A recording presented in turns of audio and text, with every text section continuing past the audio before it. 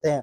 तो पासा में 6 गुना होता है अंक, तो 6 तक ही ना आ सकता है। तो पहला क्वेश्चन में यानी एन है, क्या है ए, पहला का ए, इसमें क्या कह रहा तुम्हारा, कह रहा ना कि एक अभाज्य संख्या आने की प्रायिकता ज्ञात करना है।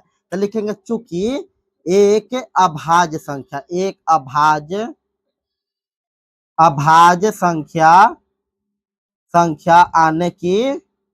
आने की प्रायिकता, क्या प्रायिकता, आया समझ में।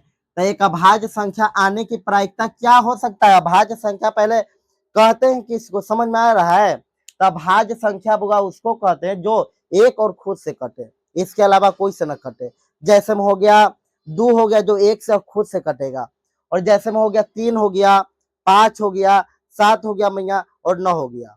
इस 9 नहीं होगा, 9 नहीं होगा, 9 एक भाज्य संख्या है। 9 कैसे भाज्य संख्या है, वो 1 से भी कटेगा, 3 से भी कटेगा, 9 से भी कटेगा, 2 से ज्यादा से कट रहा है कि ना, कट रहा है ना, तो बस वो भाज्य संख्या, समझा। तो अभाज्य संख्या लेने के लिए कह रहा है। तो एक को ना हम लोग भाज्य संख्या बोलेंगे ना अभाज्य संख्या, एक ना भाज्य संख्या होता ना अभाज्य संख्या।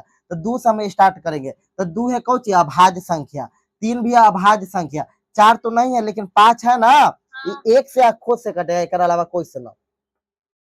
तो टोटल के गो अभाज्य संख्या है बुआ, 3 गो ना, तो यहाँ हम लिखेंगे 3 है। अब बट्टा में कुल परिणाम होता है, तो कुल परिणाम के गो है 6 गो ना, काट दो, 3 दूनी 6, तो यानी कि आ गया इसका 1/2। आया समझ में। अब चलते हम लोग यानी कि अब दूसरा का बी हम लोग सोल्व करेंगे। तो बी में क्या कह रहा है, अब पहला का ही हम लोग बी अब सोल्व करेंगे, ये रोमन नंबर नहीं लिखो, अब बी को हम लोग सोल्व करेंगे। पहला में ए और बी है, तो एक अभाज्य संख्या नहीं आने की प्रायिकता, तो लिखेंगे चूंकि एक अभाज्य संख्या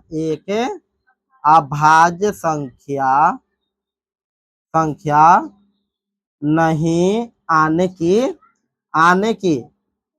प्रायिकता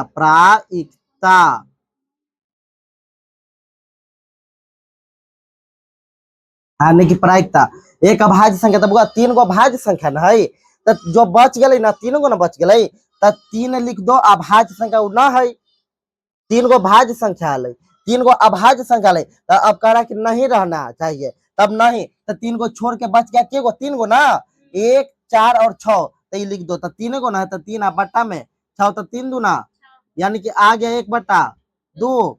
आ रहा है समझ में, तो बोलो।